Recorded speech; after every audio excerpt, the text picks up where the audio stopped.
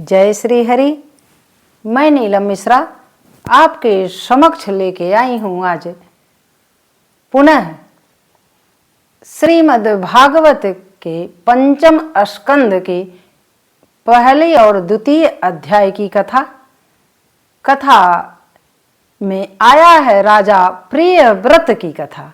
राजा प्रियव्रत की कथा बहुत ही अद्भुत, बहुत ही सुंदर कथा है। आप सुने, आनंद ले, भक्ति पूर्वक सुने। तो सुनिए। सतयुग की बात है।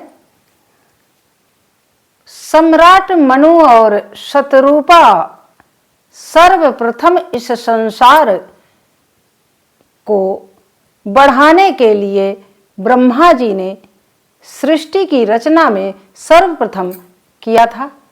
मनु और शतरूपा के पुत्र थे बड़े पुत्र प्रियव्रत। प्रियव्रत और उनके दो पुत्र थे। प्रथम पुत्र थे प्रियव्रत और द्वितीय पुत्र उनके थे उत्तानपाद। इस प्रकार उनके दो पुत्र हुए। तो बड़े पुत्र प्रियव्रत की कथा है। प्रियव्रत जिस प्रकार उनका नाम था प्रियव्रत, यथा नाम तथा गुण। तो प्रियव्रत जिस प्रकार उनका नामकरण किया गया था कि नाम प्रियव्रत है। प्रिय का मतलब सबको प्रिय और व्रत का मतलब है अनुशासन में रहना और किसी एक केंद्र बिंदु के अंदर जीवन यापन करना व्रत की परिभाषा है। जैसे हम लोग कहते हैं कोई व्रत है हम, तो व्रत में यह निश्चित होता है कि हमें क्या खाना है, क्या नहीं खाना है, पूर्ण रूप से अनुशासित होता है। तो प्रिय व्रत का यही तात्पर्य हुआ कि बहुत ही उनका जीवन प्रभु में ही लीन था। बाल्यावस्था से ही परमात्मा की कृपा में रहते, परमात्मा का नाम लेते और परमात्मा के गुणानुवाद की जिज्ञासा रखते। सदैव वो उसी स्थिति में रहना चाहते जहां पर परमात्मा की चर्चा हो, परमात्मा के नाम का संकीर्तन हो, परमात्मा का जप तप चले और जहां पर उनके कथा प्रसंग सत्संग चले। इतनी सद्बुद्धि, इतनी सद्भावना, इतने सद्विचार उनके अंदर थे। जब तक छोटे थे तब तक सम्राट मनु को बड़ी प्रसन्नता होती कि हमारा पुत्र भगवत भक्त है।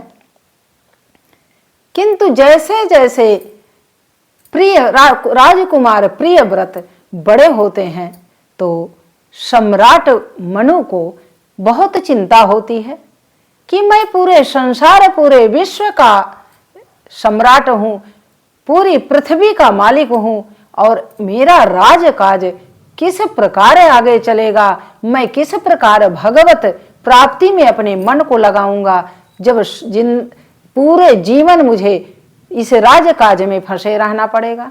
मेरा पुत्र आज ही से भगवत प्राप्ति में लगा है, इसकी राजकाज में कोई न रुचि है, ना कोई अभिलाषा है, ना कोई दिनचर्या दिखाई देती है।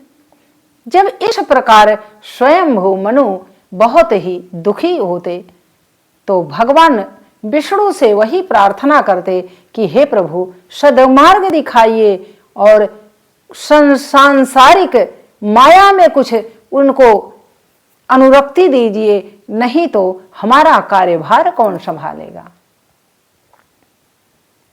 किंतु भगवान को जो करना है वो तो करेंगे ही। इस पृथ्वी पर जो भी जीव आया है वो पूर्व विदित है कि जो करने वह आया है वही करेगा। हमें आप उसमें भागीदार नहीं बन सकते।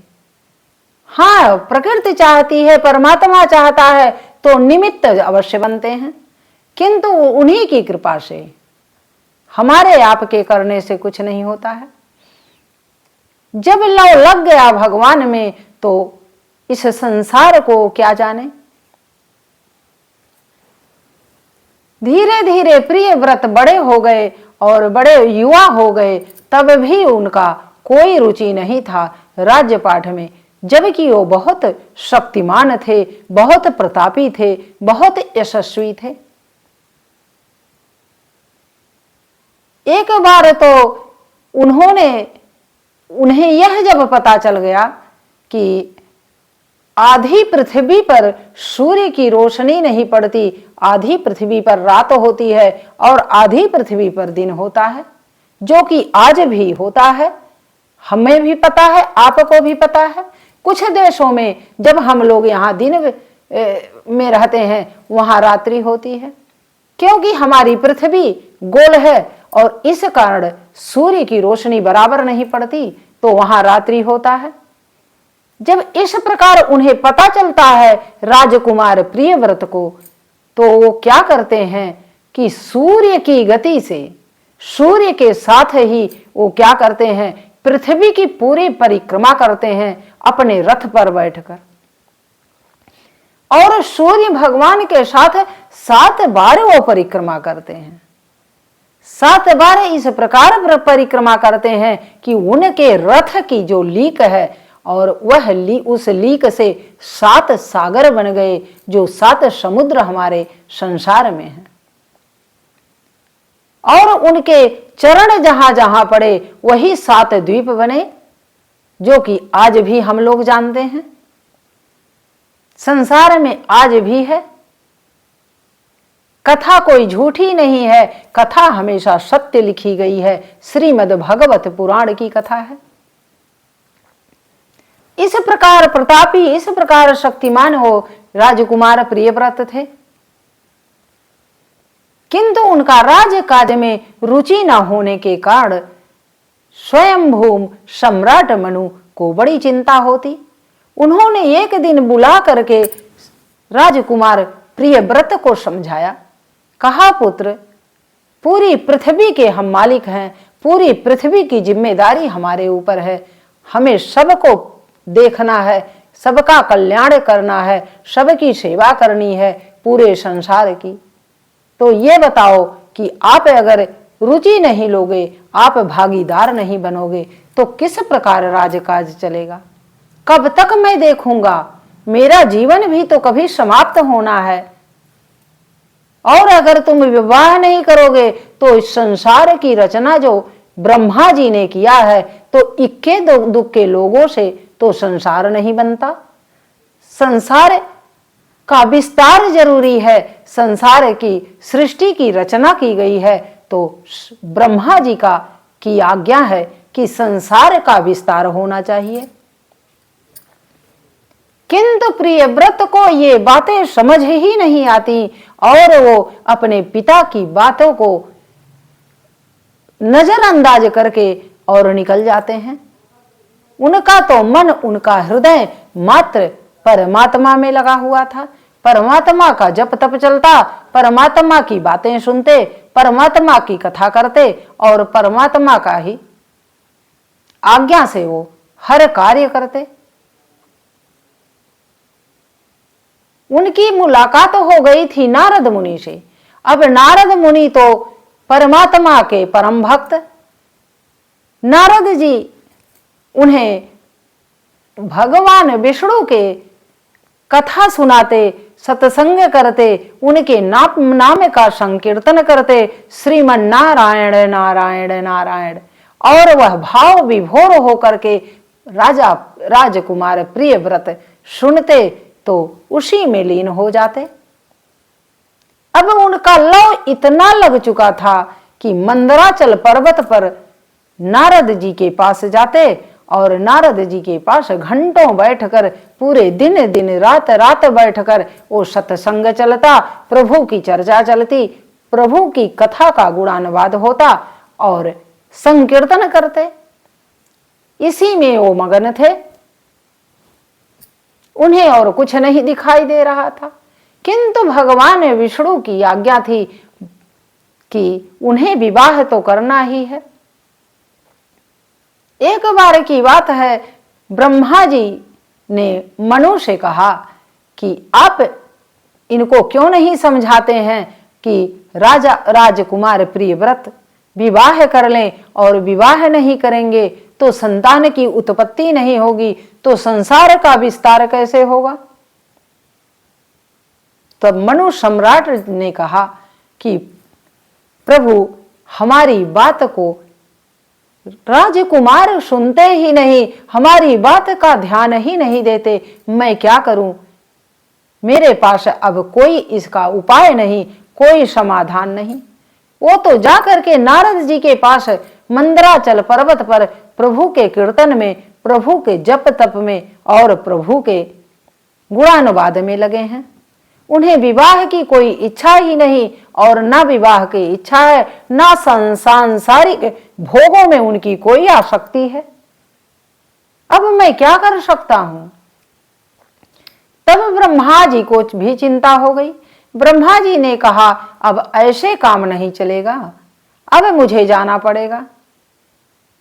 ब्रह्मा जी ब्रह्मलोक से हंस पर आरूढ़ होकर के और विशेष रूप से उसी कार्य हेतु जाते हैं कि राजकुमार प्रियव्रत को समझाया जाए और उन्हें यह आदेश दिया जाए कि उन्हें विवाह करना अति आवश्यक है।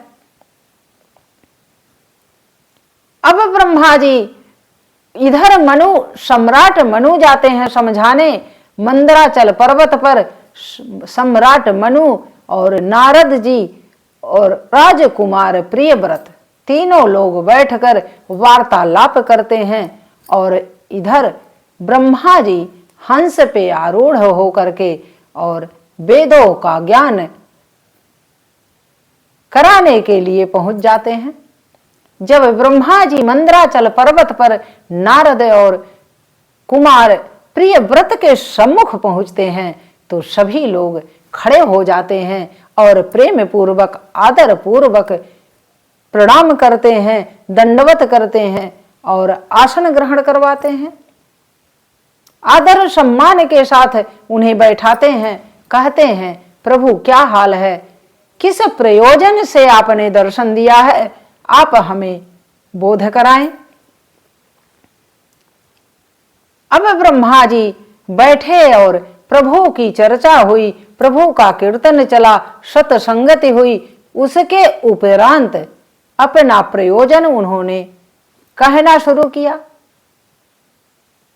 कि आप अगर विवाह नहीं करोगे तो सर्वप्रथम अगर इस संसार में आप नहीं रहोगे तो सांसारिक भोगों को कौन भोगेगा और कौन इस राजकाज को देखेगा, पूरी पृथ्वी की जिम्मेदारी कौन उठाएगा। आपके पिताजी के बाद आपका ही दायित्व है कि आप इस कार्यभार को संभालें। जब ब्रह्मा जी इस प्रकार आदेश देते हैं तो प्रियव्रत थे ही। उन्होंने शीश झुका लिया और ब्रह्मा जी के चरणों में वंदना करके बोले कि प्रभु जैसी आपकी आज्ञा, अगर आप आज्ञा देते हैं तो मेरे तो शिरोधार्य है, मैं करने के लिए तैयार हूं। मुझे कोई सुयोग्य कन्या से विवाह कराइए। ब्रह्मा जी और सम्राट मनु प्रसन्न हो जाते हैं क्योंकि विधि का विधान है, विधि का विधान था कि उनका विवाह होना ही था। अब सभी देवताओं की सहमति से, ब्रह्मा जी की सहमति से विश्वकर्मा की पुत्री ब्रह्मस्मति से उनका विवाह निश्चित हो जाता है और बहुत धूमधाम से उनका विवाह कर दिया जाता है। जब विवाह हो जाता है तब भी वो प्रभु की अनुरक्ति उनकी तो नहीं छूटती, किंतु ये है कि आज्ञा अनुसार सांसारिक कार्य भी करने लगे। अपने राज्य कार्य में सहयोग करने लगे सम्राट का। समय बीतता गया और उनका विवाह जब हो गया तो उनके 10 पुत्र हुए। 10 पुत्र हुए। 10 पुत्र में उन्होंने क्या किया, 3 पुत्र उनके बाल्यावस्था से भगवान के इतने बड़े भक्त हुए, कि वो लोग बाल्यावस्था से ही प्रभु के नाम कीर्तन जप में योगी हो गए और 7 पुत्र को उन्होंने जब बड़े हो गए तो 7 द्वीपों को का मालिक बना दिया, जो कि पूर्व में मैंने बताया है कि जहां जहां उन्होंने चरण रखा वहां वहां 7 द्वीप बन गए पूरे संसार में, और उसी एक एक द्वीप का मालिक बनाए वो। उनके बड़े पुत्र का नाम था अग्निध्र। अग्निध्र जो थे वो बड़े पुत्र थे उनके। अब वो भी उनके राजा प्रियव्रत के पुत्र जो थे वो भी भगवान के परम भक्त थे। इधर जब राजा प्रियव्रत सारा कार्यभार संभाल लेते हैं तब मनु, सम्राट मनु और शतरूपा, महारानी शतरूपा दोनों लोग वानप्रस्थ आश्रम को ग्रहण करते हैं और चले जाते हैं भगवान के जप तप में, भगवत प्राप्ति में मन को लगाते हैं। सारा राज्य का कार्यभार प्रियव्रत को दे देते हैं। प्रियव्रत ने शास्त्रोक्त ढंग से, बड़े धार्मिकता से, बड़े परोपकार के साथ प्रजा की सेवा करते हुए पूरे पृथ्वी का भार उठाया। भार को उठाते हुए उन्होंने बड़े ही सुंदर ढंग से राज्य का पालन किया। और जब उनके पुत्र बड़े हो गए, सबका विवाह कर दिए, और बड़े पुत्र अग्निध्र को क्या किए, उन्होंने कहा कि वो तो बहुत भगवान के प्राप्ति में लगे हुए थे, जाकर के पर्वत की कंदराओं में जप करते, तप करते और महल ही नहीं लौटते, कोई कार्य ही नहीं करते। वही जो मनु और शतरूपा के साथ हुआ प्रियव्रत ने किया, वही उनके पुत्र ने करना शुरू कर दिया। अब राजा प्रियव्रत को भी बड़ा कष्ट हुआ। उन्होंने सोचा अब मैं क्या करूं। तब उन्होंने कहा कि ब्रह्मा जी कोई उपाय करें, तभी यह हो सकता है कि ये सांसारिक कार्यों में रुचि लेंगे और संसार के जिम्मेदारियों का निर्वहन करेंगे। उसके उपरांत वो जाते हैं, ब्रह्मा जी अपनी एक अप्सरा थी, उसी अप्सरा से वो कहते हैं कि जाओ इनके पुत्र अग्निध्र को जप तप से इनके मन को हटाओ, इन्हें सांसारिक भोगों में अनुरक्ति प्रदान करो। और वो अप्सरा उस कंदरा में जाती है और अपने रूप सौंदर्य को दिखा करके, अपने नूपुर की आवाज से नृत्य करके सब प्रकार से उन्हें रिझाने की कोशिश करती है, किंतु बहुत दिन बीत जाते हैं। तब जाकर के इनकी समाधि टूटती है और ये इसकी माया में फंस जाते हैं। जब माया में फंस जाते हैं तो इनके से विवाह कर लेते हैं और पुत्र पुत्रियां होते हैं और राज काज को संभालते हैं। तो इस प्रकार भगवान की भक्ति करते हुए भी आप सांसारिक में रहते हुए भगवान की भक्ति कर सकते हैं। घर परिवार में रहते हुए गृहस्थ आश्रम का पालन करते हुए भी भगवान को प्राप्त किया जा सकता है, क्योंकि सद प्रेम होना चाहिए। सच्चा प्रेम जहां है वहां सब कुछ हो सकता है। आप माया में रहते हुए भी माया से विरक्त हो सकते हैं। डूब जाना माया में ही जीवन नहीं है। इस संसार में डूब जाओ, डूबने की कोई जरूरत नहीं। माया में रहते हुए माया से विरक्ति रखना ही मनुष्यता का जीवन है, मानवता का जीवन है। और यही हमारे जीवन का उद्देश्य भी है कि हम परमात्मा की प्राप्ति के लिए इस संसार में मनुष्य रूप में पैदा हुए हैं। और यह हमारा बहुत बड़ा सौभाग्य है कि परमात्मा ने हमें मनुष्य रूप में भेजा है, चाहे स्त्री हो चाहे पुरुष हो। अपनी अपनी ज्ञान, अपने अपने योग्यता के अनुसार परमात्मा का भजन करें। परमात्मा योग्यता नहीं देखता, वह तो भाव देखता है आपके और निश्चल भक्ति देखता है। तो निश्चल भाव और निश्चल भक्ति अगर हमारी है, आपकी है, तो आप भी परम पद के अधिकारी बनेंगे। इस प्रकार हमारा जैसा कर्म है वैसा हमारा फल है। अगर हम किसी को प्रणाम करते हैं भैया तो वो आशीर्वाद ही देगा। इसी प्रकार अगर हम भगवान में प्रतिदिन भगवान को नमस्कार करते हैं, भगवान से प्रेम करते हैं, भगवान का नाम जपते हैं, तो निश्चित है कि भगवान हमारे मनोवांछित फल को देगा और हमारे सुख दुख में सहयोग अवश्य करेगा। किंतु हमारा विश्वास अटूट होना चाहिए। अगर विश्वास नहीं है तो परमात्मा कहीं नहीं है, अगर आप विश्वास करते हैं तो परमात्मा कण कण में है। यही दुनिया का सत्य है और जो माने उसके लिए सत्य है, जो ना माने उसके लिए असत्य है। इस धरती पर बहुत सारे भक्त आए, बहुत सारे भक्तों ने परिणाम झेला और परिणाम देखा और भगवान ने उन पर कृपा करी।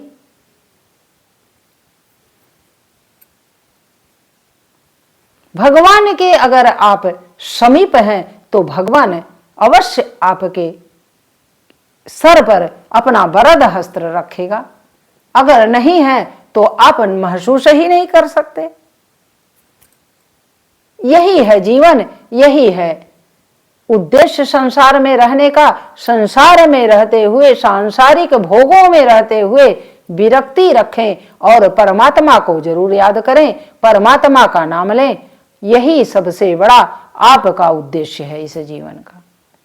तो इस प्रकार ये कथा रही प्रियव्रत की कि राजा प्रियव्रत कितने भगवान के परम भक्त थे और उनका कल्याण हुआ। तो आपका कल्याण अवश्य होगा। परम भक्ति रखिए, विश्वास रखिए, धैर्य रखिए, क्योंकि परमात्मा परीक्षा की चीज नहीं है, प्रतीक्षा की चीज है। तो इस प्रकार परमात्मा का नाम लेते हुए इस कथा को समाप्त करते हैं।